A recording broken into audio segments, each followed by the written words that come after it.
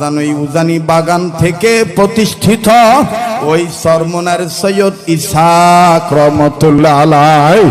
এই সৈয়দ ইসহাক রহমতুল্লাহ আলাইহির জীবনী খুললে পাওয়া যায় প্রত্যেকটা দিন বিকাল বেলা সূর্য ডোবার আগে কবর দেখে এমন ভাবে চিল্লা চিল্লা কাঁদতেন আর কাঁদতেন আর বলতেন, আল্লাহ এই কবরে না জানি আমার সাথে কি ব্যবহার হবে। মুসলমান, এইভাবে আমাদের আকাবির আসলাফ বুজুর্গরা কাঁদতেন।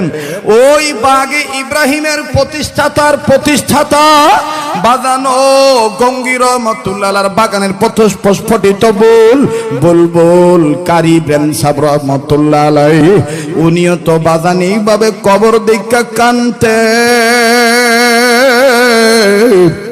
এ যুবক, কেন তোমার কান্না আসে না?